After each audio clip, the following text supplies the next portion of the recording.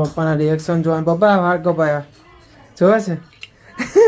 જોવા પપ્પા મારા વાળ જોવા, ખાલી ખરો ને, ઓપનિંગ તો કરો. तो hey guys, welcome to my YouTube channel में आपका छोटा सा नन्हा सा वरस बच्चा सुई हुए तो આવી ગયા છે નવો વ્લોગ અને ગુડ મોર્નિંગ ગાइस. સૌ પ્રથમ તો પહેલા જોઈ લો આપણા વાળ, જોઈ લો વાળ કેવા દેખાય છે. પરફેક્ટ એકદમ એન્ડ્રુ કટ કરાવી છે. બહુ છે ને ભાઈ, બહુ એટલે બહુ ગરમી લાગે ને, ડેન્ડ્રફ પાછો થઈ ગયો છે ખબર નહીં. અને વરસાદમાં અમે કામ કરવા જઈએ બધું તો એટલે છે ને બહાર જ્યાં કરે તો ભીના વાળ છે ને સુકાતા નથી જલ્દી, એટલે અમે આવા વાળ કરાવી નાખ્યા છે. તો કેવા લાગે છે કોમેન્ટમાં થઈ કહેજો. મને તો બહુ જ ગમે ગાઈસ. અને મેં મેઇન મકસદ તો શું છે ખબર, આ વાળ કરાવવાનો મારો, કે જ્યાં સુધી મારા મગજમાં સક્સેસનું ભૂત નહીં ભરાય ને, કેમ કે હજુ બી બહુ આળસ છે મારા શરીરમાં. એટલે મને શું છે, લોકો મોસ્ટ ઓફ છોકરાઓ આવા વાળ કરાવે બી નહીં, ટકલું નહીં કરાવે, થોડાક સ્ટાઇલિશ રાખે, લાંબા વાળ રાખે, ચોટલી રાખે.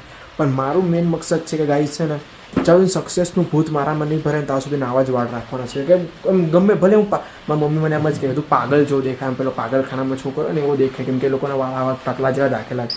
ને મમ્મી કે હવે હું આજથી બ્લોગમાં નહીં આવું, કેમ કે આવા વાળ કરે મમ્મીને નહીં ગમતું. પણ હું પહેલો એવો છોકરું છે કે મને છે ને આવા જ વાળ ગમે, મોસ્ટ ઓફ મને આવા જ વાળ ગમે, એમ હલકું હલકું લાગે. એટલે હવે જોઈએ હવે કેવો જાય છે આજનો દિવસ આવા વાળમાં. મમ્મી બ્લોગમાં આવે છે કે નથી આવતા, મેઇન વસ્તુ એ છે.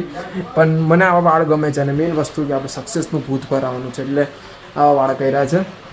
એટલે કોઈ ભાર નહીં, માથામાં કોઈ ભાર નહીં, આમ આપણું કોન્સન્ટ્રેશન સીધું સક્સેસ પર. તો કંઈ વાંધો નહીં. અમને તો વરસાદ ચાલુ થયો છે આજે, તો આપણે તો ફ્રેન્ડની ત્યાં નથી જવાનું, અમે તો મહેમાન આવ્યા છે એના કારણે 9:15 થઈ ગયા. હું આવેલો 9:30 પોણા 10 જેવો આવેલો, પણ વાળ હું એક ભાઈ પાસે જ કપાવ છે, ભાઈ જો આવ્યા નહોતા એટલે પછી વાર લાગી ગઈ મને. તો કેવો લાગુ છે એકવાર ખાલી જરીક કોમેન્ટમાં કહી દો.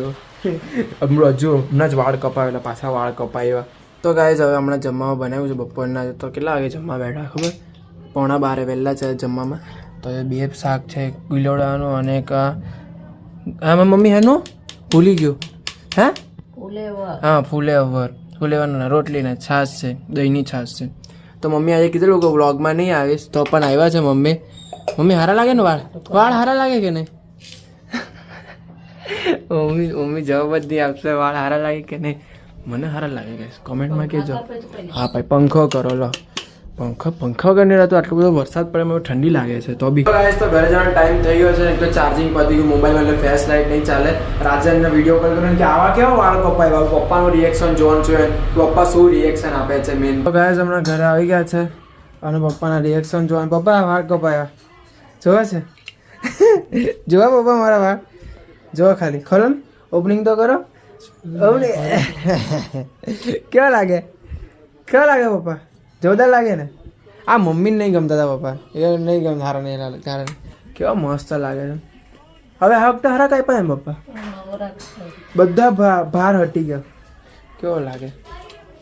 જોરદાર છે હે પપ્પા, મસ્ત. તમારે જેવું કરી નાખ્યું, તમારા વચ્ચે નહીં, મારા સાઈડ પર નથી. એટલે મને લાગેલું પપ્પાનું રિએક્શન હારા આવશે, પણ કાંઈ હારા નહીં આવ્યા પપ્પા. હારા મને પપ્પાને બંને આ વાળ ગમે, મમ્મીને નહીં ગમે, કેમ કે મમ્મી કે ટકલું લાગે, કેવું લાગે. એટલે મને મમ્મી પપ્પાને બહુ ગમે. પપ્પા કે રિએક્શન તો નહીં આપ્યું. હું પપ્પા કે એકને કેટલી વાર બોલે, પણ હવે બોલવું પડે. ચલો તો જમવાનું બનાવ્યું છે આજે, બનાવ્યું કઢી, ભીંડાની કઢી અને રોટલી ને ખીચડી બનાવી છે. ફેસ લાઇટ નહીં ચાલતી એટલે મજા નહીં આવી, કેમ કે ચાર્જિંગ પતી ગયું છે એટલે ફેસ લાઇટ ચાલશે નહીં. 9% ચાર્જિંગ છે, 15% ચાર્જિંગ જ ફેસ લાઇટ ચાલુ થાય, એટલે ફેસ લાઇટ નહીં ચાલુ થાય. ચાર્જિંગમાં મૂકીએ ને પછી ફેસ લાઇટ ચાલુ કરીએ તો સારો દેખાઈશ. તો ગાઈઝ હમણાં બહાર નીકળેલા તો કંઈ નવું જાણવા મળ્યું અમને. આ બધાને ઘરેથી કાઢી મૂક્યા છે ગાઈઝ. આ લોકો બધાને કાઢી મૂક્યા છે, આ લોકો અહીંયા ખાતા છે. જોઈ લો મારા મંચુરિયન ખાય. અને મેઇન વસ્તુ તો કોણ છે ખબર? આ માનવ. ગાઈઝ ઘરે જોઈ લો, ઘરે ખીચડી નથી ખાધી ગાઈઝ, ઘરે ખીચડી નથી ખાધી, ઘરે ખીચડી ખાવાની હતી, એ ખીચડી નહીં ખાધી. હારી એટલે બતાવો, બહુ મસ્ત લાગે, બહુ મસ્ત. એટલે કટ થઈ ગયા બ્લોગમાં. જોઈ લો ભાઈ, બધા ટાલ કરે નાખી ગાઈઝ. અહીંયા ટાલ છે, અહીંયા બી થોડીક ટાલ, અહીંયા થોડીક ઉપર જશે. ભાઈ આવડું શું છે અહીંયા જો ભાઈ, શેરી નાકે બેઠા છે ને અહીંયા ખાવા બેઠા છે. બે આવું બધું શું આવી ગયા? કેવા દિવસો આવી ગયા ભાઈ. હા મળી ગઈ છે, હવે મળી ગઈ છે. રાજસ્થાન કો ભી મિલ ગઈ. હા મેરી જાન.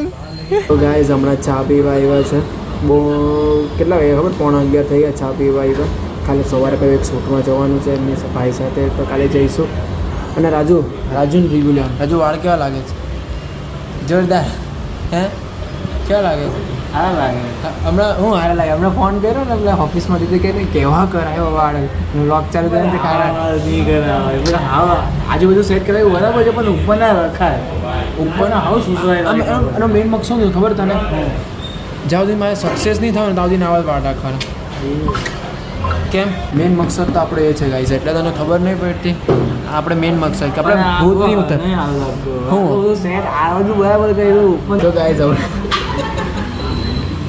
રાજુ વ્લોગ ચાલુ કર્યું વચ્ચે એ બોલે હું બોલું એ બોલે મારી વાત પૂરી જ નહીં થવા દે. મારા પાપા પછી મને ખીજાય કે પહેલાં એક વાત તો પૂરી કરો, અહીંયા બોલતા ને તો બીજી વાત ચાલુ કરતો, એટલે ધ્યાન રાખવું પડે. તો છે ને હમણાં અમે છે ને પેલી અદરકવાળી એટલે આદુવાળી ચા પીએ, આજે ફુદીનાવાળી ચા પીએ. અને તો કાકો કે જબરદસ્તી તમને પીવડાવે છે કે ફુદીનાવાળી. કાકો અમને ઓળખતો થઈ ગયો, કેમ કે અમે પેલી દરરોજ પીવા આવ્યા કરે ને એટલે ઓળખતો થઈ ગયો છે. કંઈ નહીં આજે ફુદીનાવાળી ટ્રાય કરે. કડક ચા છે, એકદમ કડક.